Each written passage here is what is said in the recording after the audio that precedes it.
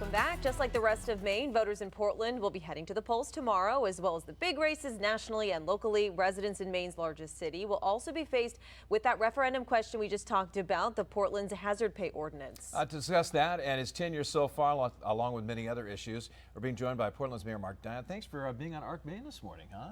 Thanks to both of you for inviting me. I really appreciate the opportunity for this conversation. Of course. Especially the day before Election Day. Before we get to that, let's talk about year one as mayor and what you think you're most proud of and how the city of Portland has gone since you've been in office. Listen, we've been very busy with lots of issues across the board, from dealing with substance abuse disorder, creating opportunities for housing, undertaking a process there where we're reframing our entire zoning administration after 50 years of being status quo. So there's been a lot of work going on, and I'm most proud of the fact that I kept my word and that we would press on in removing tents from the city and getting people into services. Let's talk about tomorrow. Portland residents will be deciding on whether to change the city's emergency wage provision. Can you explain what the ordinance is and your position on that? All right, then. The emergency wage provision came out of COVID. There was this idea that we were asking individuals who were on minimum wage to leave home and perform certain tasks, jobs with their employers, and that they should get an additional wage increase during that period. However, as we've come to learn, the interpretation of an emergency is very broad and sometimes vague. The governor can declare an emergency for the state because of flooding in Washington County, and that triggers a wage increase in Portland. And that really hurts employers, but more specifically child care workers who serve subsidized families. There is no additional flex in their wage schedule to pay employers, so they shut down. And many small businesses have to pull back on their hours and paying staff normal wages in order to meet that demand. My proposal, in conjunction with many community partners, is to say, look, we don't reject the emergency wage. We want the city of Portland to dictate when the emergency exists by order of the city council and the city manager. So we're trying to take a state decision and make it local. Let's talk more about Election Day tomorrow, about the city's involvement in some of the poll places. Of course, everyone's always worried about security with such a contentious election out there, especially on the presidential side. And how is Maine doing and how are we prepared for it? The city manager and her team, including the police chief, have planned for any kind of disruptions that may occur. The city clerk is a saint. She's put in hundreds of hours with volunteers and staff to prepare to manage what might be a record turnout. So I think we're in a good place as a city. I encourage people to get out and vote. It's a responsibility that we should exercise because it dictates where we're going to be going as a city, a state, and a country. Shifting gears a little bit now, last month the Portland City Council rejected your proposal to limit the number of needles the city could supply through the exchange program. Can you talk us through the program and why you wanted to change it and what kind of happens from here? Well, my proposal was to say that the exchange should be an exchange, a one-to-one transfer of used needles for new needles.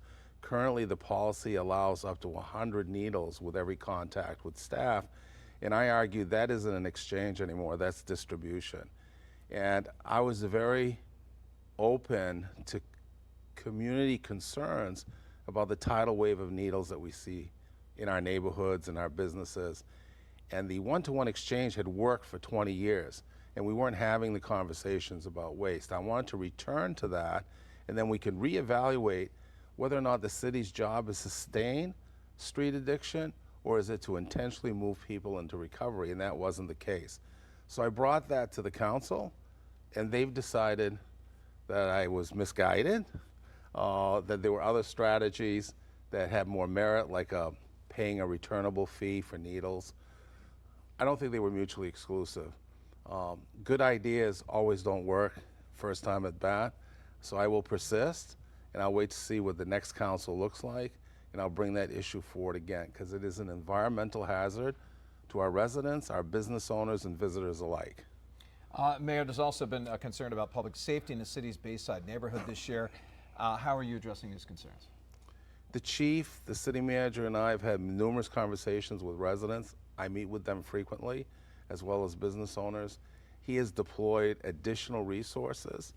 They've made multiple arrests. I think the difference is we're not necessarily public with all the arrests that we make. And I remind people that when we have a distressed neighborhood, if it took us a year to get to that situation, it's going to take a little bit more than a year to get us out of there. I think all the proper blocks are being put in place. I support what the neighborhood association wants to see for their community, their neighborhood, and we will continue to press on, both in terms of public safety and providing services where necessary to individuals that want to escape that cycle that's destructive. So you also made homelessness in the city one of your priorities when you were first elected. What progress do you feel like you've made there in addressing that issue? Well, first of all, you know, I was looking at data yesterday. To date, we've removed 690 tents from the city. So the idea of encampments no longer exists. We have scattered tents and scattered individuals that we're working with, and we're diligent about it every single day. And when I get complaints, we get on it. But I think the more important story, and one that's not really been paid attention to, is it's not just a matter of getting somebody into the shelter, it's getting them stabilized in terms of their medical needs, their social needs, and then placing them in permanent housing. And we are doing a good job at that. Therefore, we maintain vacancy at the shelter, and we're putting people in a much better situation in terms of their residential place than they were in the past. So that's the quiet success, and that's the one I think is most important. One thing I want to address with you that has been concern over the last couple of months is the amount of restaurants closing in Portland. Is that a concern for the city, a concern for you? You know, we just had Slab, we've had Local 188, and the list goes on. Well, I think costs have been driven up for all sorts of reasons. It's got to be tough. I mean, oftentimes we think, oh my God, it's a busy restaurant. They must be millionaires. Well, I think the reality is all restaurants live on a very tight margin. If we make policies that impact that margin, it has a negative consequence for them. They also are facing the same challenge we face at the city, no staff. So that limits their capacity to be flexible and meet customer demand. And lastly, it's really a canary in the coal mine about our housing issue. If you don't have staff, one of the fundamental problems is they can't live here. So the cost of wages, the lack of housing, and maybe municipal ordinances that contradict their capacity to succeed are all in play here. All right, Portland Mayor Mark Dion, thank you so much. Have you voted yet? No, I'm going to be there at 7 in the morning. I mean, I love my polling staff where I vote, which is Grace Baptist Church here in North Deering. And to me, it's like a homecoming visit every time. And I urge everyone to join me at the polls. This is going to be one of the most significant elections. It's a tipping point for our country. You have to participate.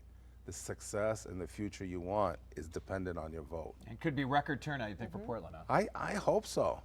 I want to see massive lines. I want to wait forever to cast my vote, because that's a real positive indicator of where we are as a community. All right, more to come. Thank you so much for your time Thank this you. morning. You might have to serve coffee and donuts in line for all